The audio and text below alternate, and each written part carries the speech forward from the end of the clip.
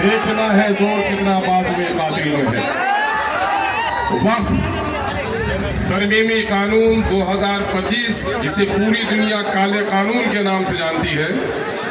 उस काले कानून के खिलाफ सरजमीन बहादुरगंज में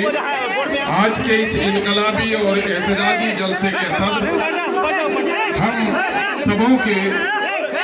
नूरे नजर पूरी हिंदुस्तान में मजलूमों की, मखबूरों की, मजबूरों की, कमजोर और नातवा लोगों की तवाना आवाज पार्टी मजलिस इत्तेहादुल मुस्लिमीन के कुल सदर जनाब बैरिस्टर असदुद्दीन ओवैसी साहब, बिहार के जिम्मेदार जनाब भाई माजिद हुसैन साहब, रुकन असम्बली, आज की इस महफिल को मुनक्किद करने में अपनी पूरी मेहनत लगाने वाले और पार्टी में नए इरादों के साथ शामिल होने वाले जनाब भाई तौसीफ आलम साहब,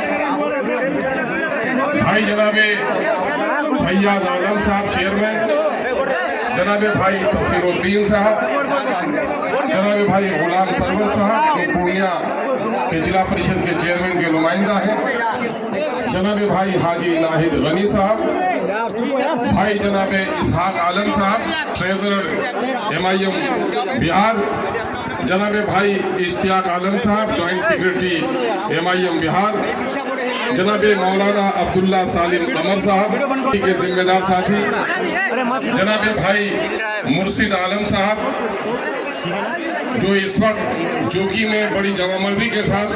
पार्टी का परचम लहरा रहे हैं, जनाब भाई राशिद साहब, यहाँ पर मौजूद सीमांचल के गयूर नौजवानों, किसानों और मजदूरों और मीडिया के जिम्मेदार साथियों, इस वक्त हमारा और आपका यहाँ जमा होना धूप की शिद्दत में और बगैर किसी मौसम के इस वक्त इस इनकलाबी अंदाज में यहाँ जमा होना इस बात की दलील है कि हम जिस मुल्क में रहते हैं ये मुल्क हिंदू, मुस्लिम, सिख, ईसाई सब का मुल्क है, किसी एक के बाप की जागीर नहीं है। इस वजह से कोई अगर हम पर दस्तूर हिंद के खिलाफ कानून नाफिज करने की नापाक कोशिश करेगा तो हम इस मुल्क में लड़कर ही जमहूरी अंदाज में, आईनी अंदाज में जिस तरह से मुल्क की सरहदों की हिफाजत के लिए गर्दन कटाना शहादत हम समझते हैं, ठीक उसी तरह से इस मुल्क के आईन को बचाने के लिए भी हम अपनी गर्दनों को कटाने के लिए तैयार हैं। और फिर इस वक्त जो ये काला कानून जिसे हमारी शरीयत पर हमला किया गया है, हमारी दीनी गैरत को ललकारा गया है, इस मुल्क के आईन को तोड़ने मरोड़ने की सिर्फ नापाक कोशिश नहीं की गई, बल्कि इस मुल्क की आज़ादी के बाद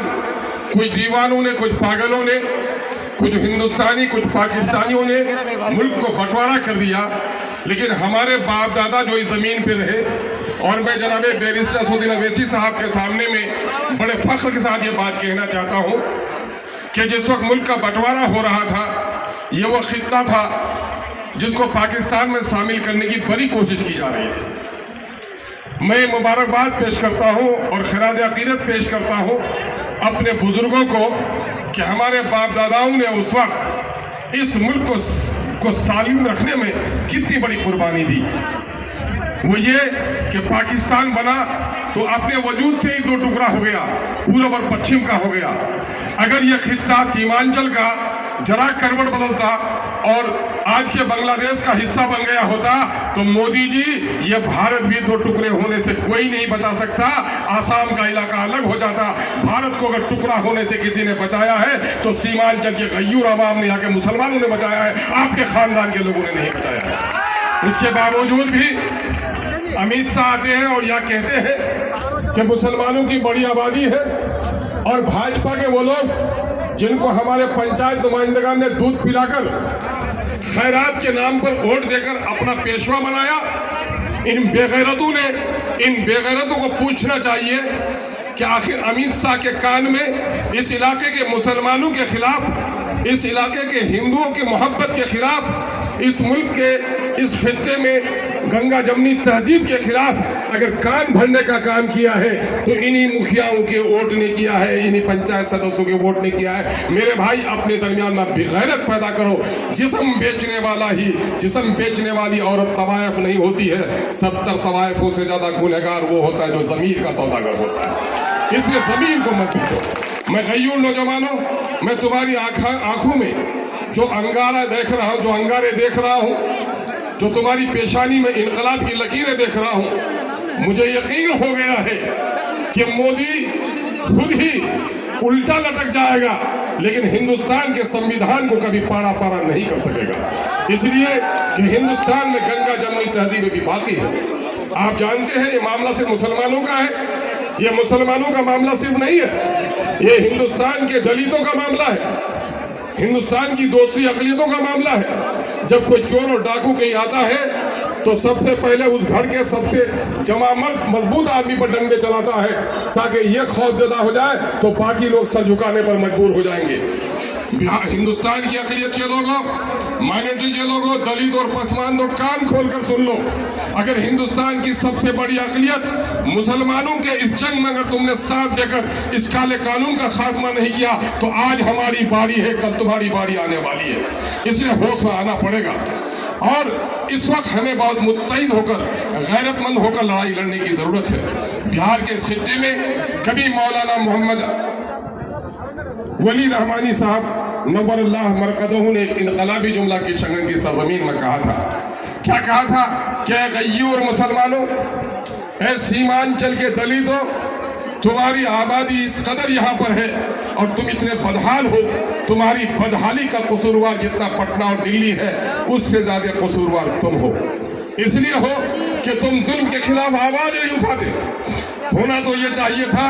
कि मुल्क में दलित और अकलियतों के खिलाफ अगर कोई जुल्म हो तो यहाँ से ज्वार भाटा की लहरें उठनी थी और पूरे मुल्क में फैलनी थी। लेकिन अफसोस कि जो लहरें दूर से चलकर आती हैं वो भी सीमांचल में थम जाती हैं। मैं मौलाना के रूह को इत्मीनान पहुंचाता हूं कि मौलाना आपने जुमला आज से 20 साल पहले कहा था, मैं राजद का एमएलए था, लेकिन अल्लाह का शुक्र है कि वक्त इस काले कानून के खिलाफ, अकलियतों पर हो रहे जुल्म के खिलाफ, बिहार की नाकारा और नापाक हुकूमत के खिलाफ अब सीमांचल के लोग खामोश नहीं है, बल्कि सीमांचल जो लहरें उठती हैं वो पूरे हिंदुस्तान में फैल रही है। यहाँ पर एमआईएम की जीत इस बात की इनकलाबी दलील है। मैं आप लोगों से कहना चाहता हूँ, रात अंधेरी है और लंबी भी है। हम अपनी मिल्ली तंजीमों के सरबराहों से कहना चाहते हैं और ये हिंदुस्तान भर के मिल्ली तंजीमों से पैगाम पहुंचाना चाहते हैं। मैंने अपने सदर बावकार से इस वक्त चाय पर गुफ्तगू कहते हुए एक वाकया सुनाया कि 2017 में जब सैलाब आया था तो यही हल्दी खोरा के टुपामारी के बीच में एक नौजवान हमारा बह गया, साइकिल उसकी बह गई, उसने मुश्किल से अपनी जान बचाई। एक डुमर के गांठ में जो आज भी खड़ा है जाकर उसने सहारा लिया और कहा जाता है 24 या 36 घंटे तक उसने उस दरख्त पे पनाह ली। वो बताता है कि जिस दरख्त में मैं था वहां पर रंग बिरंग के अलग अलग 50 किस्म के सांप थे, लेकिन हर सांप समा हुआ था, कोई किसी को डंक नहीं मारा था, हत्ता कि उन सांपों के दरमियान में घिरा हुआ था, लेकिन मुझे भी उस सांप ने कोई नुकसान नहीं पहुंचाया। मेरे मिल्लत के गाजियों, अगर मुसीबत के मैदान में अगर आफत आती है तो जंगल का दरिंदा अगर मुत्तहिद और शरीफ हो सकता है, अगर इस काले कानून के खिलाफ मिल्लत के गयूर तंजीम के जिम्मेदारों आपने इत्तेहाद का सबूत नहीं दिया तो मैं समझता हूं कि वो दरिंदगी भी हम पर शर्माने लगेगी। जरूरत इस बात की है कि मुल्क की सतह पर हमारी मिल्ली तंजीमें, हमारी सेकुलर सियासी पार्टियां, चूंकि मुझे यकीन है कि इस वक्त पार्लियामेंट में भले ही हमारे 24 मुस्लिम मेंबरान हैं, हम हिंदू और मुसलमानों के दरमियान में पार्लियामेंट को तकसीम नहीं कर सकते। हिंदुओं के लिए मंदिर हो सकता है, किसी के लिए गुरुद्वारा और किसी के लिए गिरजाघर हो सकता है, मुसलमानों के लिए मस्जिद हो सकती है, ये उनके इबादत खाने हैं, लेकिन इस मुल्क के कानून के लिए लड़ना सबकी जिम्मेदारी है। वक्त का ये जो काला कानून आया है नौजवानों, मैं इख्तिसार से कहता हूँ 6 दिसंबर को तुम्हारी शादी की तारीख रही होगी,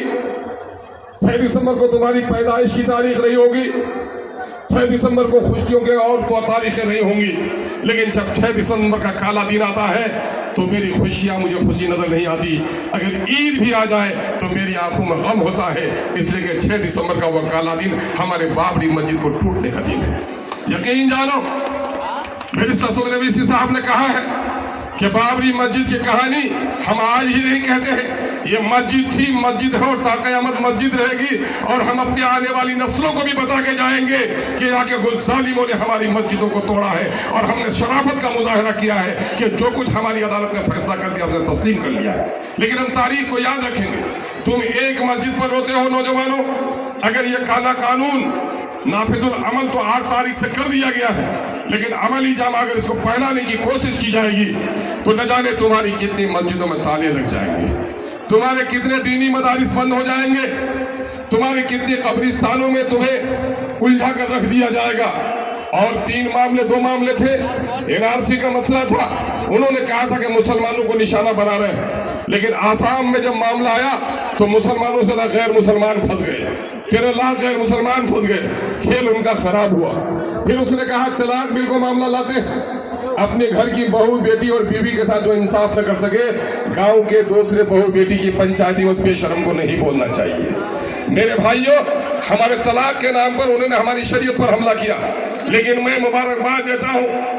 اپنے ان لوگوں کو جو شریعت کا احترام کرتے ہیں۔ انہوں نے کہہ دیا مودی تمہارا قانون سلامت رہے، تمہارا قانون عدالتوں کی چہار دیواریوں میں گھرا ہوا رہے، ہم تو کلمہ گو ہیں، اور ہمارا یقین ہے کہ اللہ کی اتاری ہوئی آیتوں کے ساتھ جو چھیڑ چھاڑ کرتا ہے، جو فیصلہ نہیں کرتا، وہی منافق ہے، وہی کفر کرتا ہے۔ ہم اپنی شریعت کی پاسداری کریں گے، ہم اپنے مفتی اور عالم سے اپنے نکاح کے طلاق کے جھگڑے طے کریں گے، مودی تمہارے پاس نہیں جائیں گے۔ مودی نے جب دیکھا یہ کھیل بھی خراب ہوا اور مودی سب جگہ ناکام ہوا، 15 لاکھ کی جگہ 15 پیسے نہیں دے سکے، کروڑوں کو نوکری دینے کے وعدے کے نام پر اسے پکوڑا بیچنے کو نوکری قرار دے دیا، اور انہوں نے مہنگائی کے نام پر پہلے یہی شخص کہتا تھا کہ روپے کی قیمت گھٹتی ہے تو دیش کی آبرو گروی لگ جاتی ہے، اور آج دیش کی آبرو کو اس نے وہاں گروی دیا کہ تاریخ میں ڈالر کے مقابلے میں پیسے کی قیمت، روپے کی قیمت اتنی نہیں گری تھی۔ ان تمام تر ناکامیوں کو چھپانے کے لیے مودی نے مسلمانوں کو نشانہ بنایا، اور مسلمانوں کو نشانہ بناتے ہوئے